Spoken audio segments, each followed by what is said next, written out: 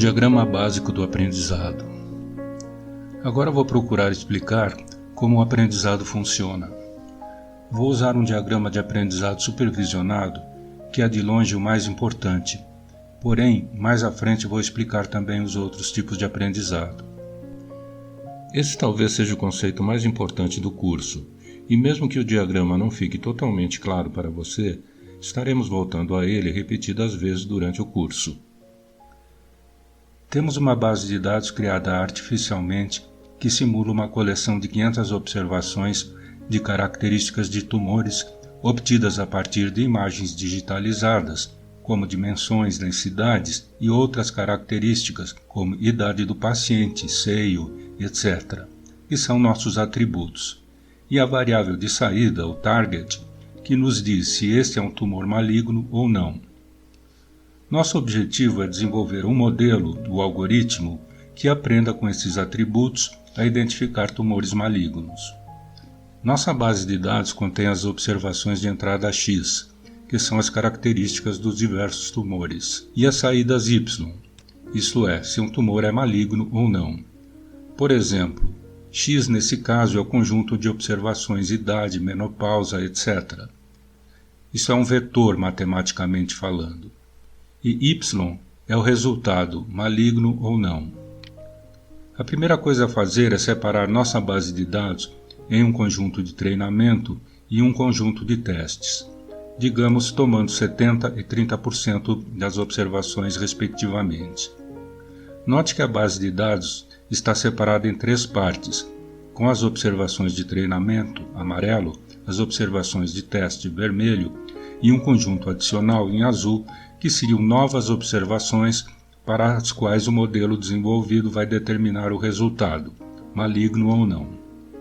Inicialmente não conhecemos a função f, que mapeia os valores de entrada x nas saídas y, pois se a conhecêssemos, não precisaríamos usar machine learning. Então, usamos o conjunto de treinamento para que um algoritmo aprenda como as saídas y são afetadas pelas observações x.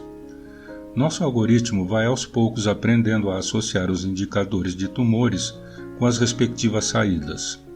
Na verdade, o algoritmo vai gerar muitas hipóteses para a função f ao variar os pesos de cada indicador e selecionar aquela que produz o mínimo erro entre os valores reais de y e os valores calculados pelo algoritmo y-chapeuzinho, isto é, que acerta mais vezes o diagnóstico real, benigno ou maligno. Por exemplo, na primeira tentativa, o algoritmo acerta 50% dos resultados, o que é equivalente a simplesmente chutar um sim ou não. O algoritmo então procura os resultados errados e tenta dar pesos diferentes para os atributos de maneira a corrigir esses resultados, e assim agora acerta 60% dos resultados. E assim o algoritmo vai dando pesos diferentes aos atributos até atingir uma taxa de acerto de, digamos, 90%. Entretanto, até essa fase não sabemos o quão bem o nosso modelo irá executar até que façamos o teste, usando os dados de teste que não estavam presentes durante o treinamento. Somente que nesse caso não apresentamos as saídas conhecidas e vamos fazer com que elas sejam calculadas pelo algoritmo que desenvolvemos. Então, aplicando o algoritmo no conjunto de testes e supondo que os erros no conjunto de testes são aceitáveis, por exemplo, com 80% de acerto, concluímos nosso modelo. Note que o acerto no conjunto de testes é menor que no de treinamento, o que é de se esperar, pois o algoritmo não viu os resultados nesse caso. Agora, quando novos dados de tumores chegarem, somente precisamos aplicar o algoritmo para saber, com uma certa probabilidade, se ele é maligno ou não. Vemos que o objetivo de machine learning não é descobrir uma função ou uma relação que nos esclareça como um processo funciona, mas sim um modelo para o qual a variável dependente, benigno ou maligno, é gerada a partir das variáveis independentes, as características dos tumores ou atributos, com um certo erro admissível.